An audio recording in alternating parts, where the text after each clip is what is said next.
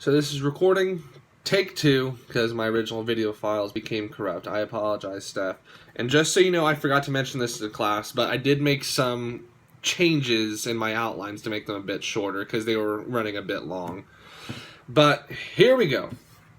So this is informative speech number 2. This is the one concerning college safety and such. So, college and university campuses are often perceived as safe places where young people can explore ideas, make lifelong friendships, and live away from home for the first time. Yet, what happens when these safe havens are no longer safe? And what can we do to remedy this? The topic of campus safety is constantly debated and widespread within the U.S., and numerous options have been provided, yet there's only so much that can be done. I, like all of us, am nearing the age of college life, and therefore have many thoughts on this topic.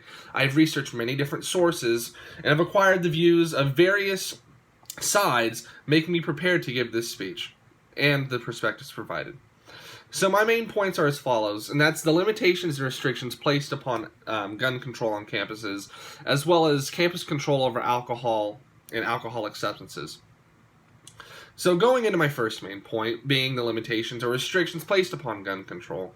Some say that giving people the right to carry firearms, regardless of background, would increase college safety. So according to Craig Pierong, professor of finance at the University of Houston, in his article entitled Concealed Weapons from 2011, he says, quote, mass public shootings are almost exclusively occur in public places where concealed weapons are banned. So, it has been shown that those who are licensed to carry concealed weapons commit less crime than their fellow citizens, especially violent crime. And they also assist in decreasing crime rates and could potentially prevent mass shootings on numerous cases in which private firearm owners have disarmed or disabled those who to attempt murder indiscriminately in public places. So, as stated in the same article, Concealed Weapons from 2011, they say, quote, gun-free zones are magnets for killers bent on maximizing their body count. They know that they face far less risk of quickly being stopped there. Okay.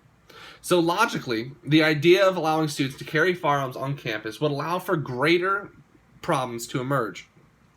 Darby Dickerson, dean of Texas Technical University School of Law, claimed in her article Guns and Crime from 2012. She says, in fact, research has shown that brains of most college students are not fully developed with regard to impulse control and judgment. Therefore, allowing students access to guns would actually increase reckless shooting incidents.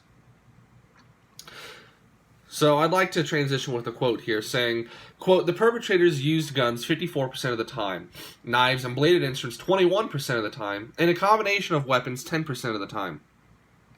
But what are we going to do about the remaining 31% of all campus assault?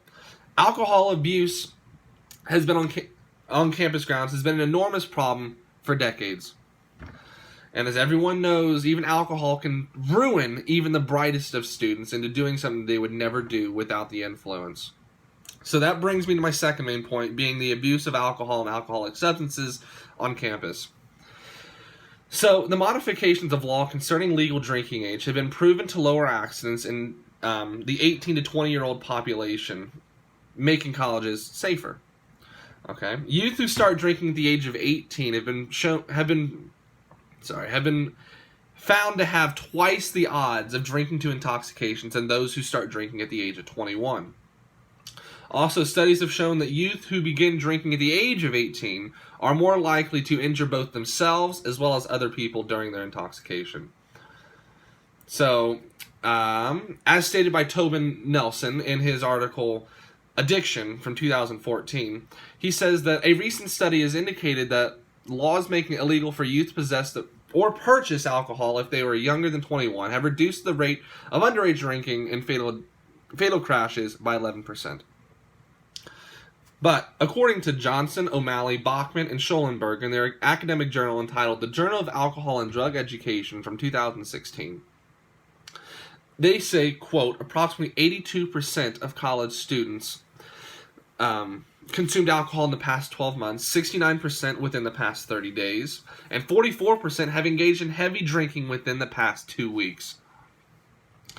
So, and this is showing us that despite the limitations placed upon the drinking age, that the relative ease of acquiring alcohol on college campuses is too easy to meet with just laws alone.